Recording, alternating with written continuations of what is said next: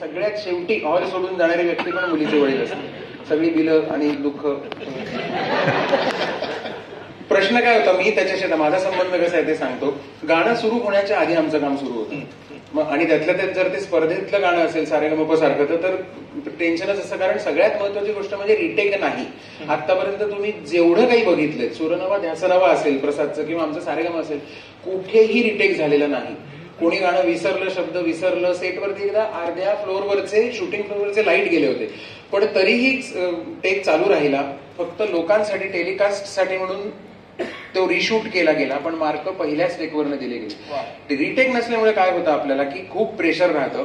Rehearsal झालेली असते तेव्हा असं आपल्याला डोक्यात असतं की अरे हा गायक हे रिपिटेशन घेत नाहीये, तो एकदाच गाऊन सोडून देतोय. मग तो ते स्पर्धेमध्ये ते ऍक्च्युअल टेकला ते टेन्शन असतं की हा घेईल की नाही, आणि ते कंडक्ट करायचं असतं. कुठला तरी अचानक एक वादकच आपल्याकडे बघतो, आता पुढे परत मुखडा होणार की नाही होणार, अशा वेळेला खूप म्हणजे मी खरंच सांगतो तुम्हाला. आणि मी पण पटकन बघतो कधीतरी अमरोक यांच्याकडे, किंवा पुढे बसलेला निलेश परब अचानक मागे वळून बघतो, पूर्ण ब्लँक चेहरा, की बाबा आता पुढे काय होणार. तर आपल्याला सांगायला लागतो हो पराधी नाही जगती, नंतर परत दैव जातं म्हणणार आहे बाबा, की नाही म्हणणार आहे, ते काय असेल ते. अशा म्हणजे तिथे आपला एक वेगळाच कार्यक्रम चालू असतो ना आतमध्ये असं. आणि ह्या सगळ्यामध्ये ते कंडक्ट करायचंय, पुढच्या 4 बारचा विचार करायचंय, ह्याच्यामध्ये ना खरंच हसायचं कधी हा प्रश्न पडतो. आणि छोट्याशा छोट्या गाण्यात सुद्धा ना ती चूक होऊ नये असं मला वाटतं. की कुठलीही गोष्ट आपण त्या रेकॉर्डिस्टला आपण ते रेकॉर्डिंग जेव्हा देतोय, जेव्हा आपण सादर करतोय, तर रंगमंचावरती ज्यावेळेला आम्ही गाणं सादर करतो त्यावेळेला आपल्याला रिटेक नाहीये, तसंच तिथे पण नाहीये.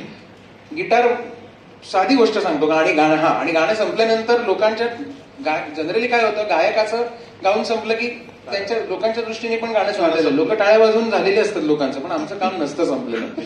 त्याचं कारण असं आहे की आता दोष ना कुणाचा, गिटारचा एक झम आहे बरोबर. आता गिटार त्याने तो छेडल्या त्या तारा की त्या नैसर्गिकरित्या त्या 5 सेकंदांनी किंवा 6 सेकंदांनी त्या फेड आउट होऊन आपोआप त्याची आस संपणार. माझ्याकडे असतं ते वाद्य वेगळं असतं, पण मला त्या गिटारिस्ट बरोबर ठेवायला लागतं. दोष ना कुणाचा. आता मी हे जर किती विचित्र वाटले अशी तोडली त्याची आस, तर ती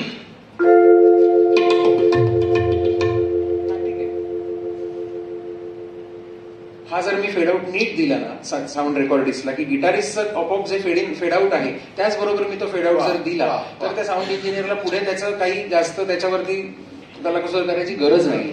सो त्या रेकॉर्डिस्टला आपण किती फिनिश्ड प्रोडक्ट देऊ शकतो हे आपल्याकडनं आपण ऍट सोर्सच जर ते पाळलं तर खूप चांगलं असतं. म्हणून मी म्हटलं की खूप याच्यातनं मला सुचतच नाही असायला.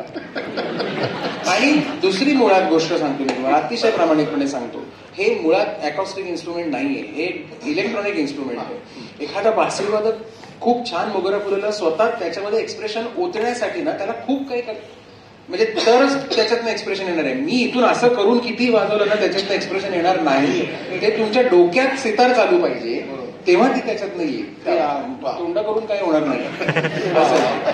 पुढे मग आता एखादं पाश्चिमात्य वाद्य घेऊया. पाश्चिमात्य नायलॉन स्ट्रिंग घेऊया. नायलॉन स्ट्रिंग गिटार अप्रतिम वाद्य आहे. म्हणजे गिटार सारखंच दिसतं ते, त्याला फक्त स्ट्रिंग्स नायलॉनचे असतात. गाणं सांगत नाही, गाणं वाजवण्याची विनंती आदित्याला. अप्रतिम म्युझिकल पीसेस आहेत ते आपण बघूया. एकदम 100%.